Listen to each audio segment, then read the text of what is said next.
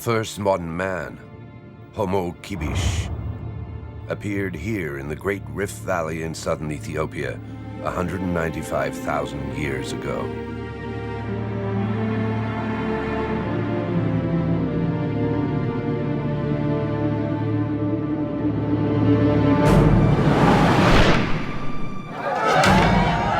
The Surma are the sons and daughters of this common ancestor of all humanity.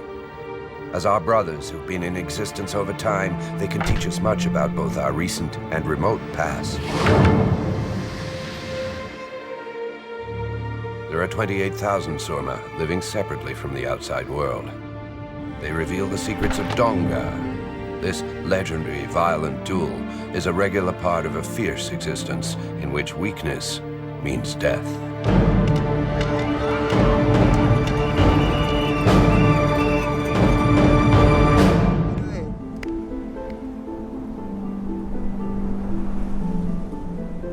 We lived in the heavens with Tuma, our god. One day he opened up a large hole in the clouds and gave us ropes to descend upon the earth.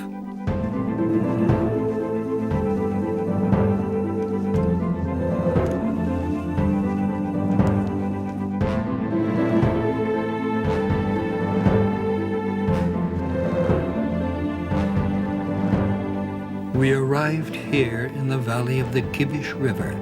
While grinding millet, a woman broke the ropes by accident. The heavens closed up. Since that time, we no longer know where to find Tuma. Our enemies persecute us, and we no longer can seek refuge with him.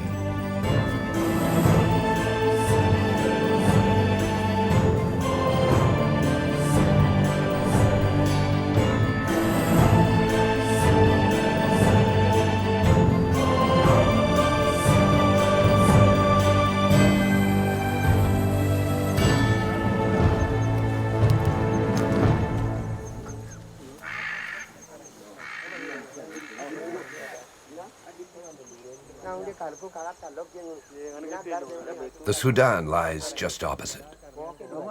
All of the region's ethnic groups have always been at war.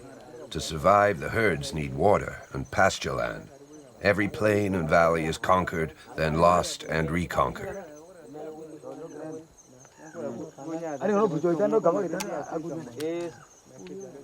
Hole Kiwo and his men are watching out for the Bumi. The Surma's ancestral foes have seized the plain below. In war-ravaged Sudan, Muslims in the north fighting Christians and animists in the south are prime targets for arms dealers. In the townships along the border, the Surma trade cattle for automatic rifles.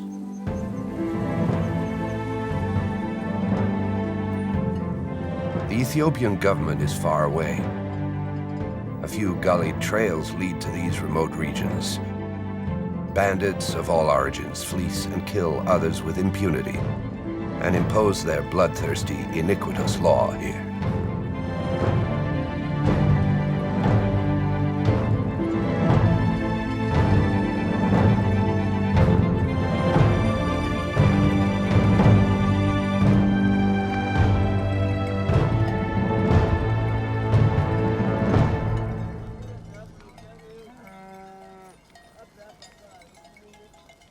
For several weeks, Surma territory has been hit by a devastating heat wave. Daytime temperatures reach a high of 45 degrees in the shade. The spring rains have not come. The animals are prostrate.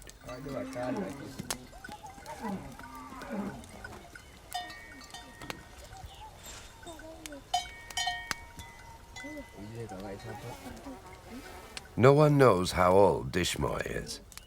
The Surma don't measure time in this way. The old man is a Komoru. A Komoru is neither a king nor a priest. He embodies moral authority and wisdom.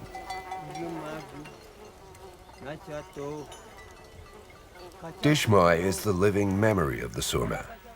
In him lies the experience and knowledge of the ancestors, who for thousands of years have ensured the survival of a small group of people living on violent lands. Oh, my father, the cattle, give us your milk.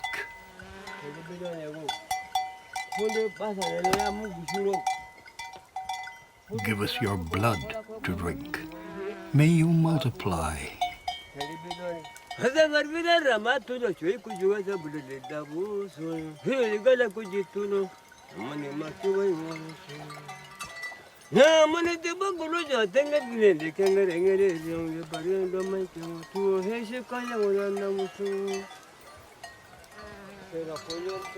Oh, my father, the cattle, bring us wealth. Keep us in good health. Make us joyful. Make us glad. Make the land of the Surma amenable. Endow us with your goodness, with your strength. The Surma are semi-nomadic herdsmen. They have few possessions besides their cattle, with whom they identify with great passion. Their huts are only makeshift shelters. They are not craftsmen.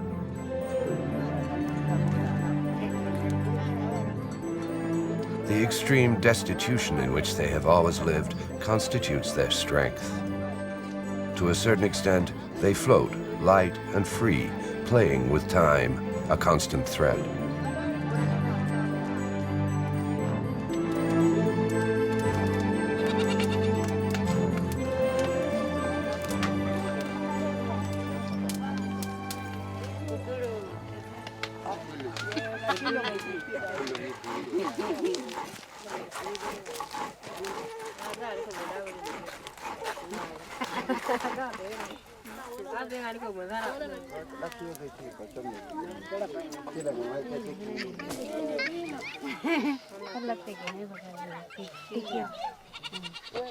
Foreigners sometimes recount how, in the past, the Surma used to force their wives to disfigure themselves to escape the slave merchants haunting the Horn of Africa. This is only a rumor, however. Surma women are the only women in Africa who still wear lip plates.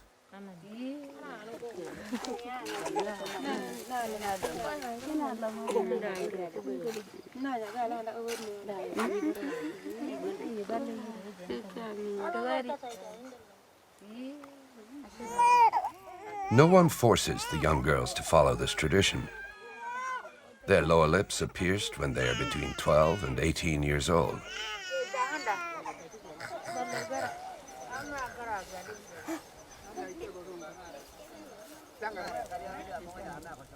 The lip plate is primarily decorative. The larger the plate, the more appealing the woman, and the greater the number of cows that need to be given to her family in order to marry her.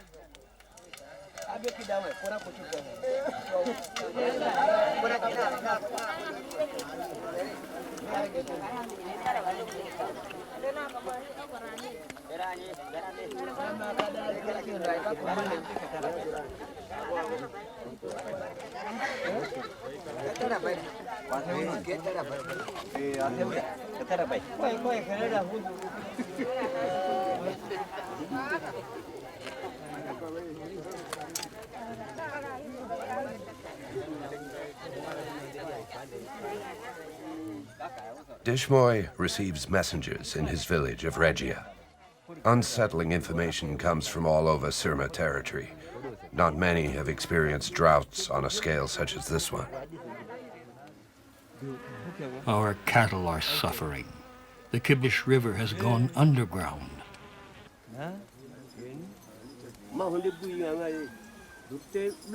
Nothing remains but a few puddles. Our animals are thirsty. They're thirsty. Soon the last water holes will have dried up.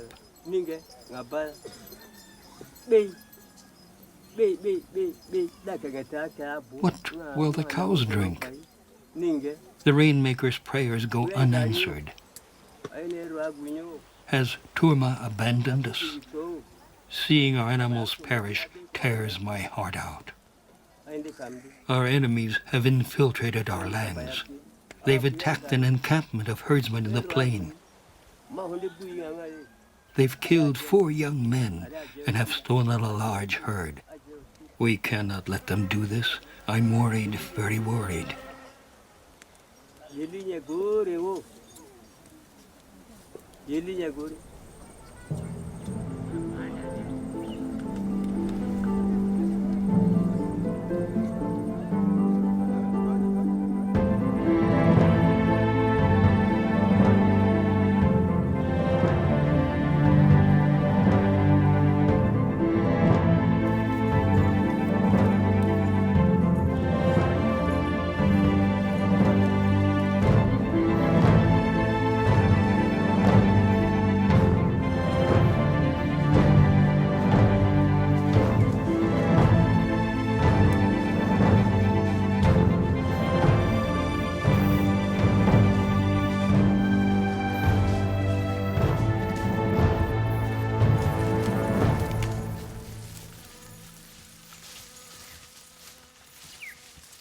Dishmoy intends to punish the cattle thieves. Holy Kiwo and his men set off in pursuit.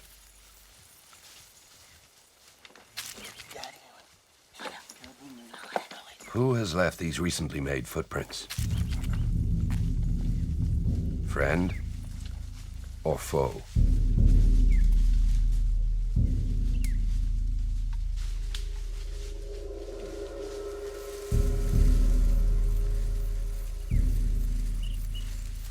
No one knows who will suddenly loom up out of the brush. Surma and Bumi play a lethal game of hide-and-seek.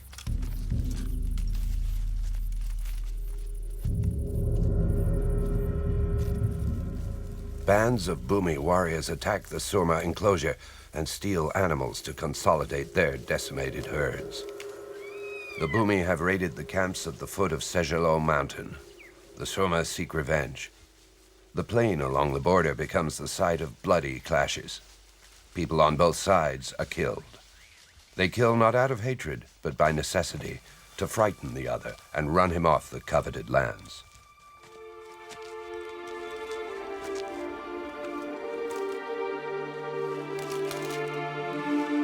Holy Kiwo and his men rummage through the huts of the herdsmen slain a few days earlier. They gather together some moving remains. A small straw shield used to protect the wrist during stick fighting.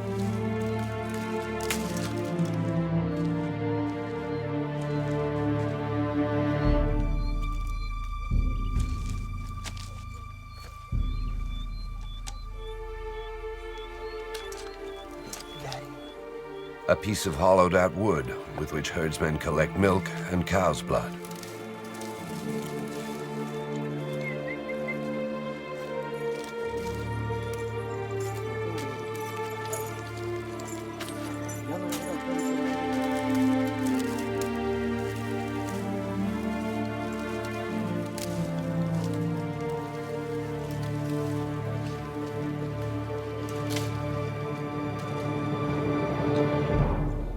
Fragments of pottery in which cereal groats are boiled.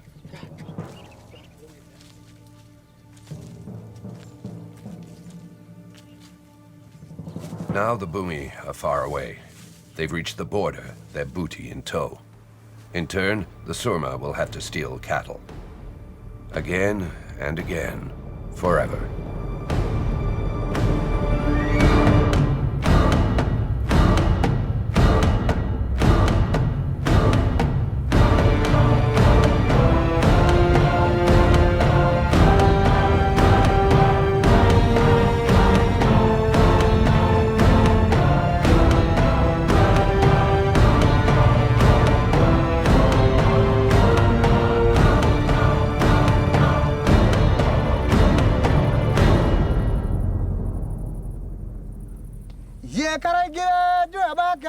Talabaseno do lanya tuono mi chanegi kulimami anya karamate ju amelo talabaseno do lanya tuono mi chanegi Sudani hiera ko tumonyali kolon kaware jumugi Hiera kwa tumunale kol kawarego. Ujomugi. Ukone ko barya nyulumage. Hiera kone ko barya nyuluma. Barkote kudu daran kasai dono kadarteze. Jonde nganel kire baga. Jiga mogi kudu daran kasai dono kadarteze. Jonde nganel kire bu. Hiera namanita ba chogo katab kere lanye. Ada gore ur. Unya marita ba chogo katab kere lanya. Ada gore ur. Asangar gara ramatundo. Choi kujugese.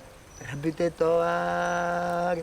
Anya kasangar gara ramatundo. Choi kujugese. Rabite miro kole. Hiye karate orum kola tenu renene no ko baba kara lonzanga. Anya ngone ya guru no chikontu o kuni duso. Pio chage reongona nyawa.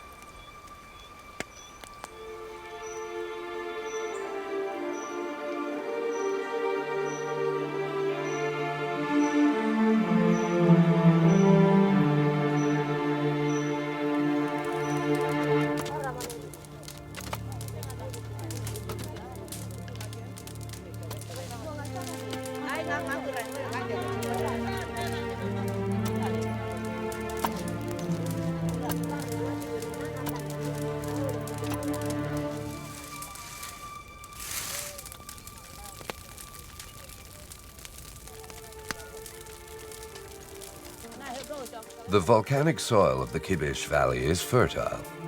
There are 2 annual harvests. The Surma burn the stubble and plow under the soil before sowing sorghum, corn, and peas.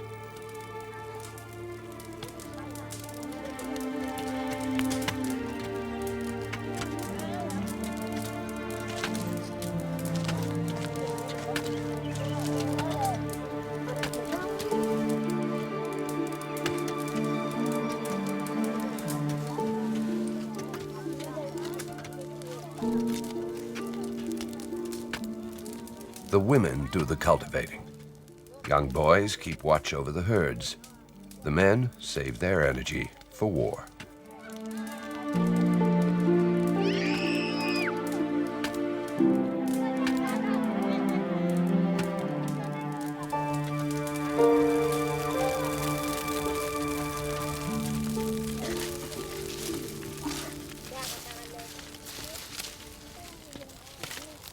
The Surma do not have granaries for storing their surplus. Sometimes the grain is damaged or is devoured by parasites. Scarcity and famine are 2 age-old friends of the Surma. They tamed them long ago, yet they still inflict pain.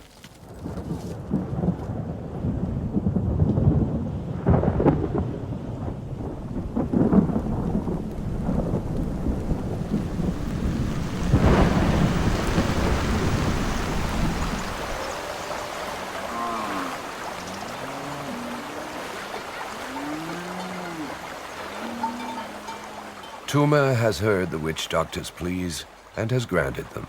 The rains come gushing down, and in great abundance.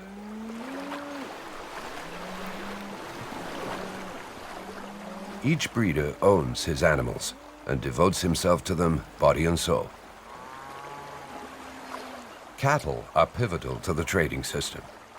The number of cows indicates a breeder's wealth and determines his social rank. A family possesses, on average, some 50 head of cattle, although some herds count more.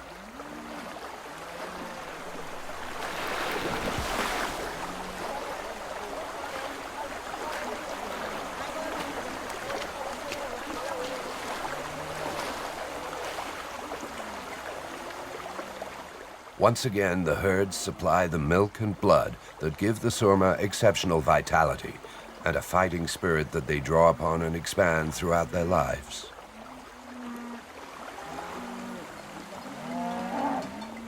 Abundance has returned. A new season of stick fighting, or donga, can begin. The young men get ready. It's the only thing on their minds. A valiant fighter draws the attention of the young girls. He automatically joins the community of warriors. Like all boys their age, Haribula, Kiwo, and Batula dream of making a name for themselves.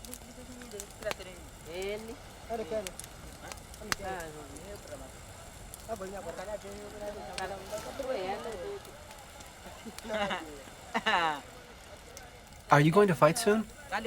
I hope so, but I'm not sure I'm ready. I will. It's my ancestors' culture. I want my father to be proud of me. I want to fight a great many Dongas. I didn't eat enough during the dry season. We need to grow stronger.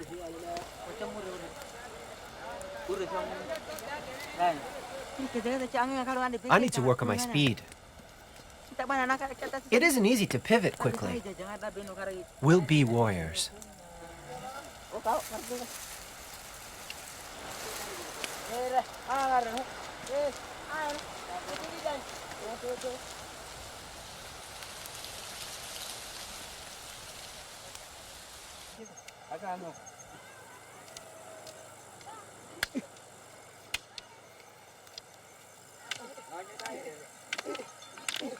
Because of the Donga, the Surma have a reputation of being a brutal, cruel people who derive pleasure in barbaric violence.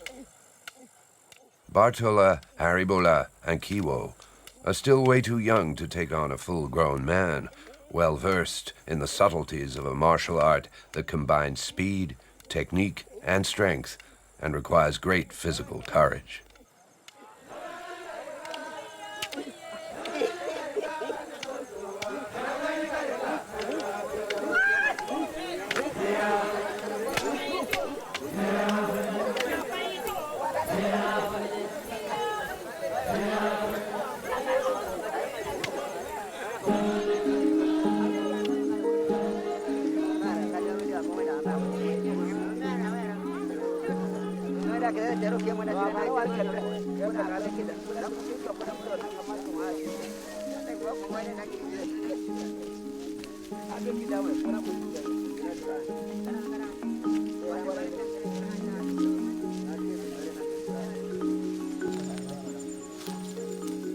Before Donga season begins, the Comoros call together the warriors and the elders. The witch doctors will read the entrails.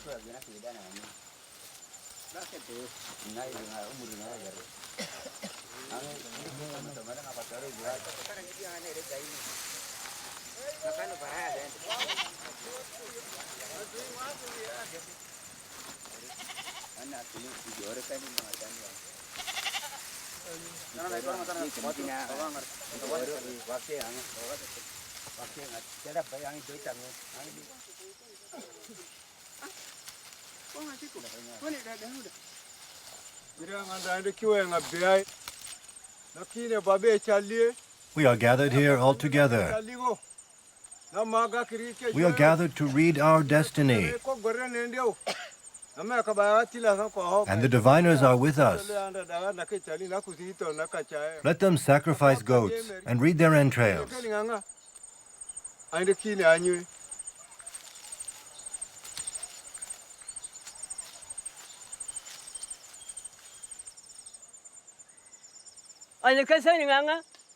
It's good to be here. Our country is good, and our god Tuma is with us. The young people are calling for a donga. But first, the entrails must be examined.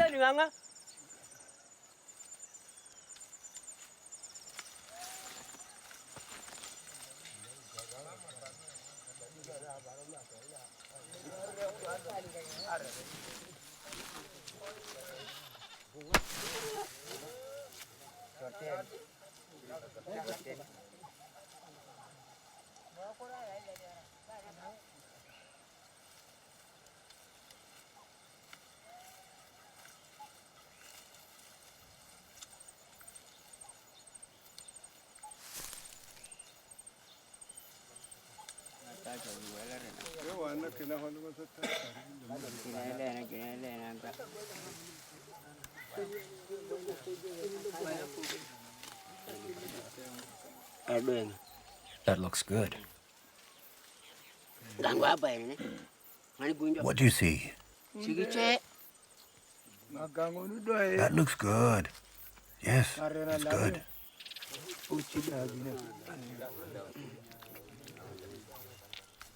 This part is good.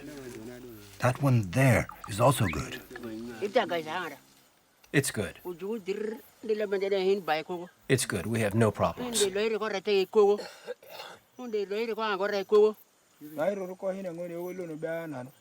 Our brothers were killed by the Bhumi over there in the plain. We must celebrate a ritual in memory of these dead.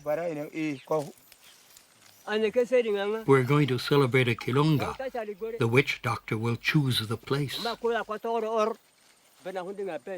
Follow your cattle. Cultivate your fields. The Bhumi are evil, but nothing bad will happen to us. This is what the entrails say. Our young people are too violent during the Donga. The Dongas must be banned until they calm down. We are losing too many warriors. Gracious vendettas are becoming more common. We must fight the Bhumi, not kill one another. The Dongas are too bloody. This is unacceptable.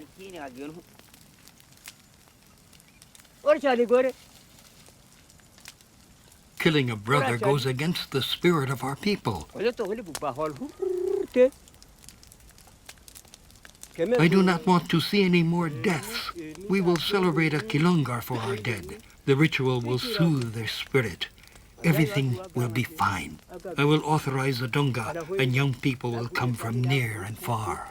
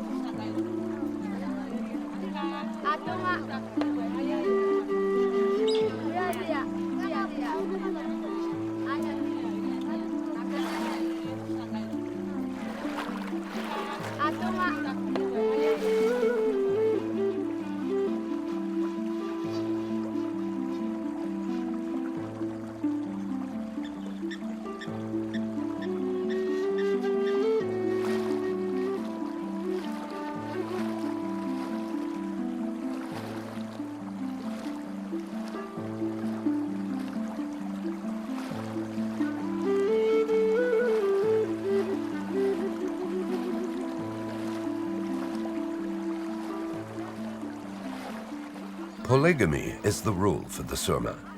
A warrior can marry up to 7 or 8 women. But violent deaths are so numerous that young women sometimes have trouble finding a husband.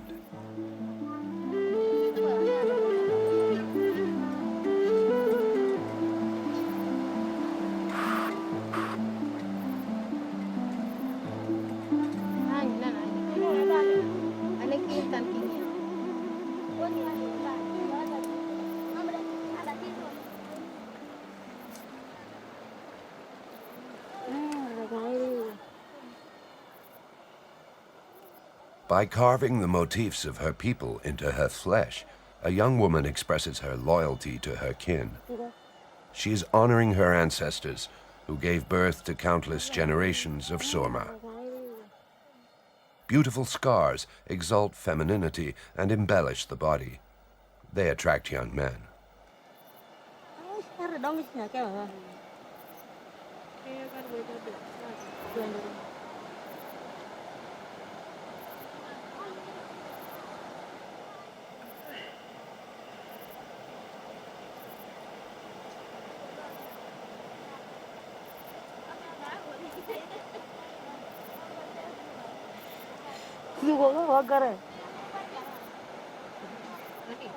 To ward off all risk of infection, the wounds are rubbed with plants that have antiseptic properties.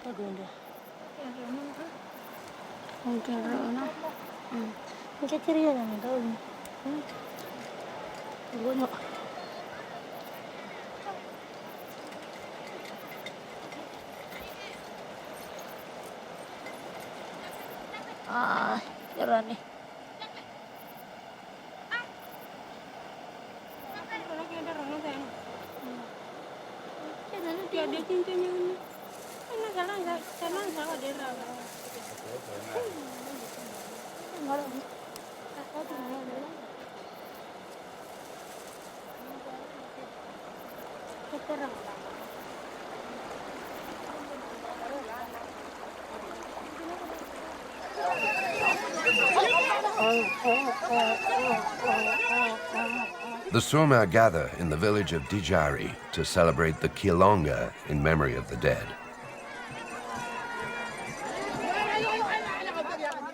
An enclosure for the cattle was built on the outskirts of the village for the ceremony. The Kilonga ensures that the souls of the dead warriors will always be present in the village. They will look after the community as long as the Surma exist.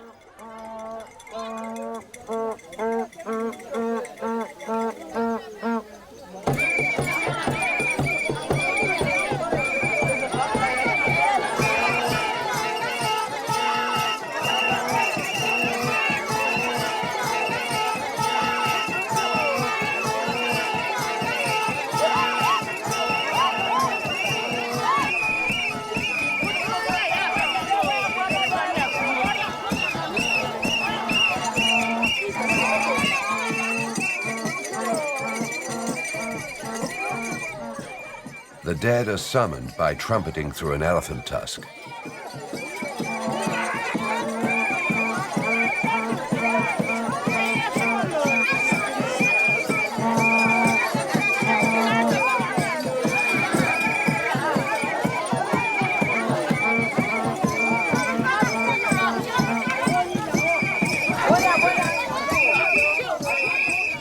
The hut on which the warriors are dancing represents the symbolic dwelling of the deceased.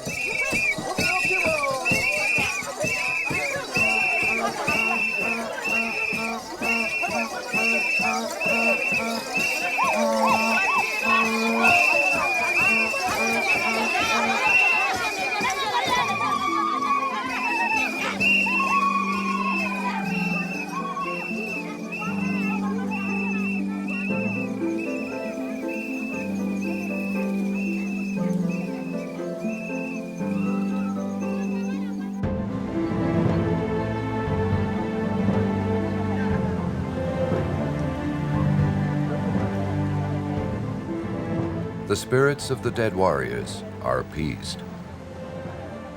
The donga can take place.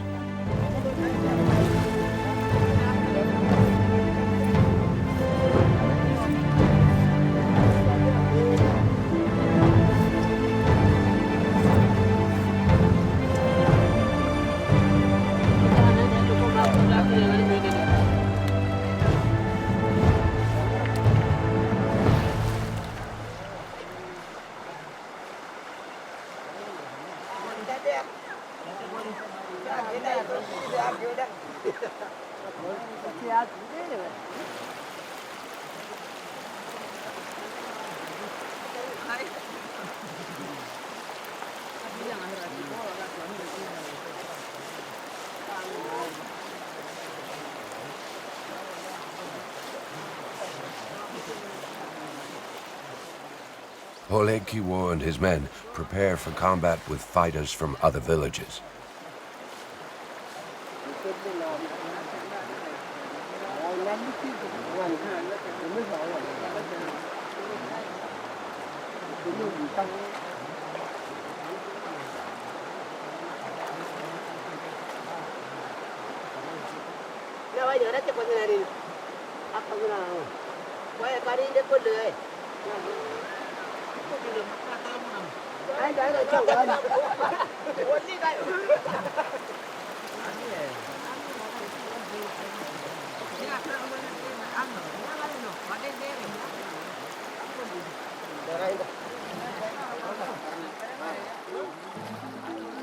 The designs have no meaning.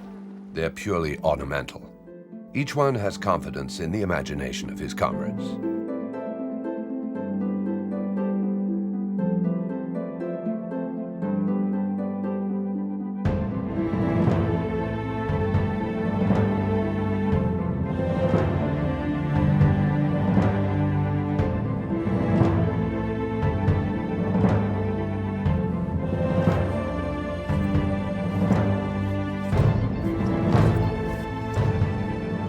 Surma subject their bodies to rough and painful tests. They train them to serve the group without weakening, scorning all suffering.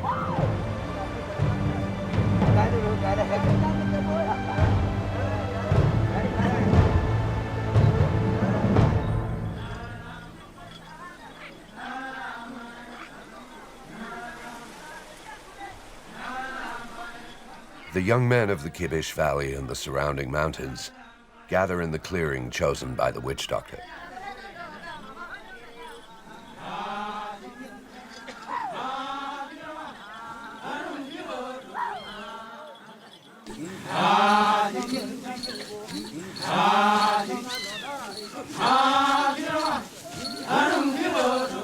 Hundreds of warriors, pacing impatiently, parade through the clearing, bearing the banners of their villages.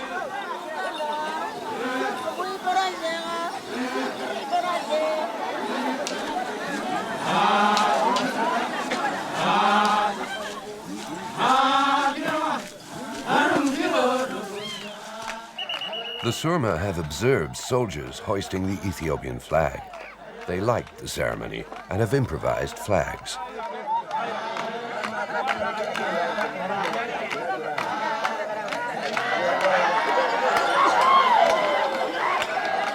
Valiant fighters, those determined to fight, are carried on their comrades' shoulders.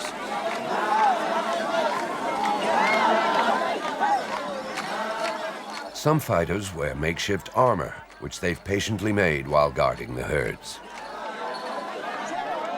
Shields for the wrist, made of braided straw. Helmets made of plant fiber.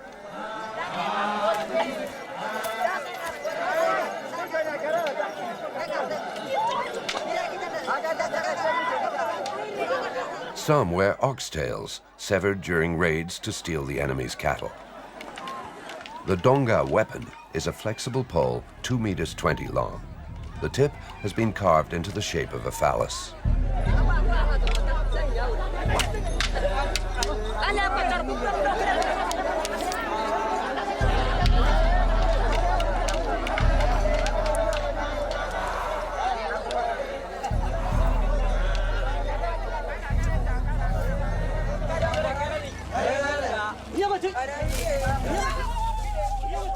The warriors parade about prior to the fights to daunt the adversary.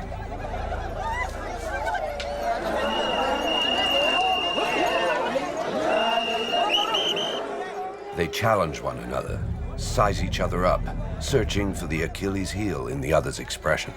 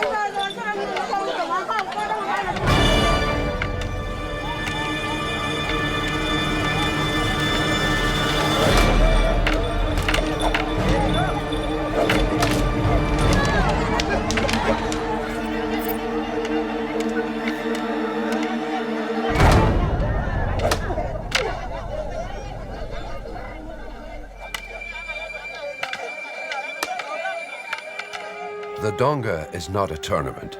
No one wins or loses. The only thing that matters is the confrontation, skill, and endurance.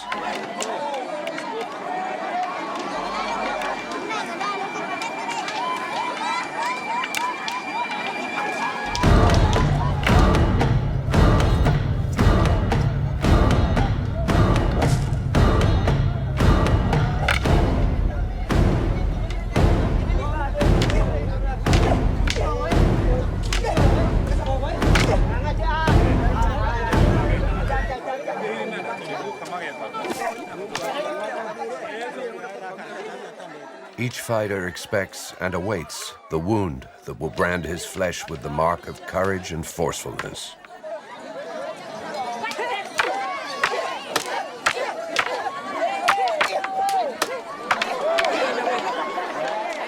The skin bursts on impact. The bones break. Sometimes an internal organ is injured, and death follows after 1 or 2 days of agony. The fighters do not worry about this. Scars received during the Donga demonstrate the man's readiness to sacrifice his life for his people, as countless lineages of ancestors did.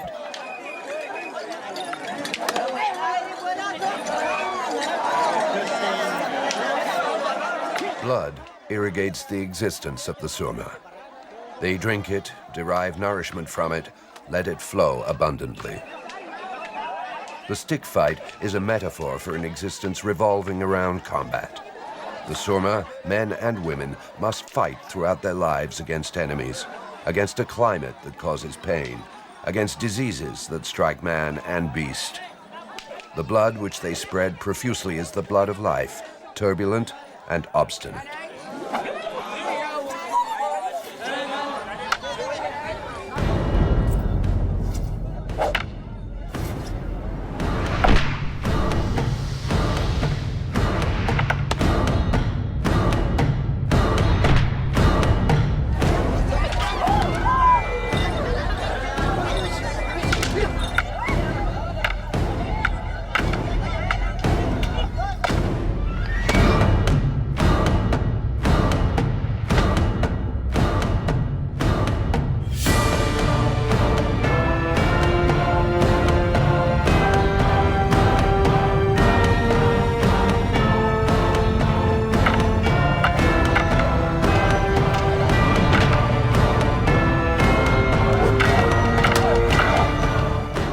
The powerful, determined blood of the Surma is the blood that our common ancestors, who first surfaced in this very place, handed down 195,000 years ago.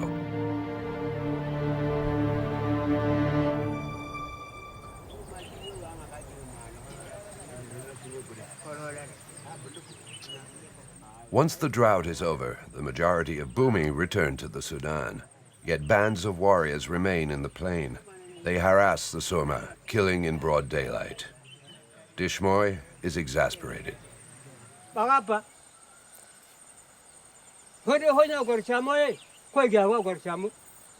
Bumi attack us.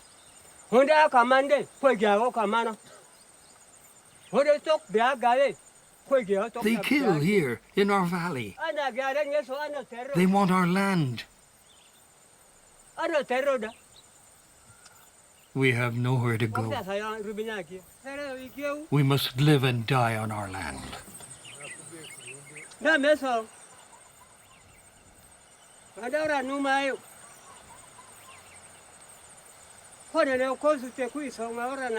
What are you waiting for? Why don't you run our enemies off our land?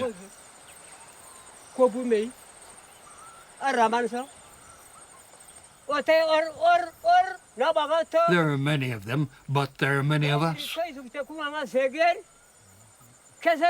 Why are you letting them do this? Why don't you fight? Why? Why?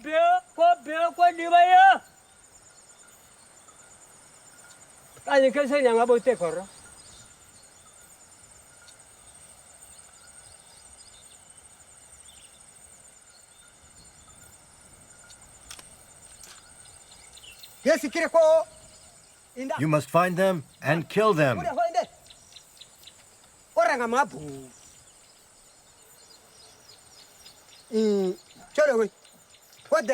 Your weapons are not water. You must use them. They fire bullets like those used by your enemies. Load your weapons. Kill our enemies.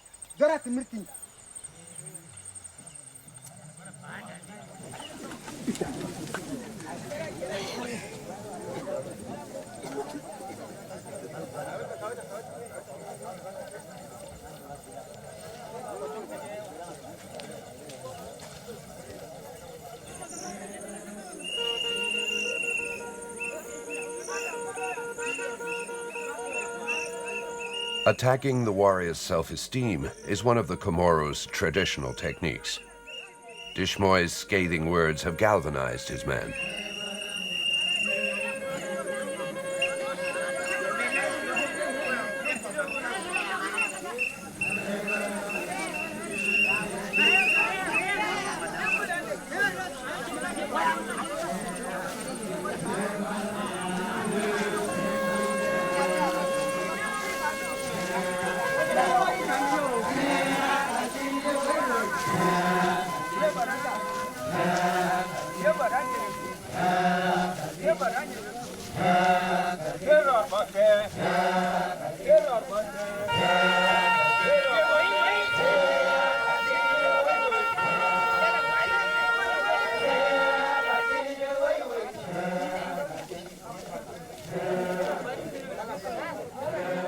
The Surma confide their battle cry to the winds, and the winds carry it within earshot of the Bhumi.